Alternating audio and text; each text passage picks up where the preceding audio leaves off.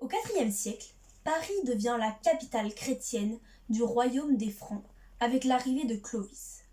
Une première cathédrale, Saint-Étienne, est bâtie au VIe siècle. La ville devient de plus en plus riche et est un lieu d'échanges artistiques et intellectuels. C'est ainsi que débute l'histoire de Notre-Dame. Parallèlement, les croisades en bateau vers Jérusalem et les pèlerinages vers Saint-Jacques de Compostelle déplacent des milliers de fidèles sur les chemins. L'île de la Cité est une étape incontournable pour franchir la Seine. Ainsi, les croyants sont nombreux dans le quartier et mettent en place des activités commerciales et des offrandes pour le culte.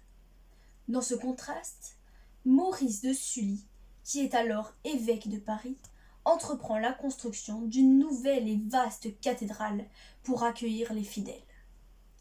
Au XIIIe siècle, la population de Paris double. Saint-Louis ramène de Jérusalem les reliques de la Passion qu'il dépose dans la cathédrale en 1239. La cathédrale devient ainsi un lieu de culte très réputé. Elle s'agrandit et se modifie pour devenir un modèle de l'architecture religieuse.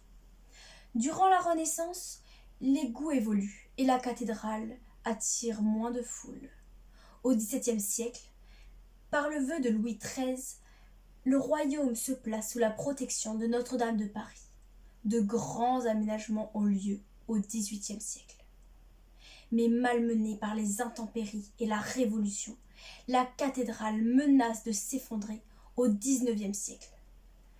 Portée par un regain de popularité grâce au roman de Victor Hugo Notre-Dame de Paris, l'État décide de travaux de rénovation au XIXe siècle.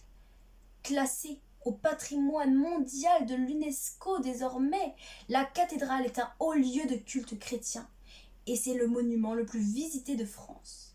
Chers amis, maintenant vous connaissez toute l'histoire et les secrets de Notre-Dame de Paris. Ne les oubliez pas, cela pourrait vous être fort utile.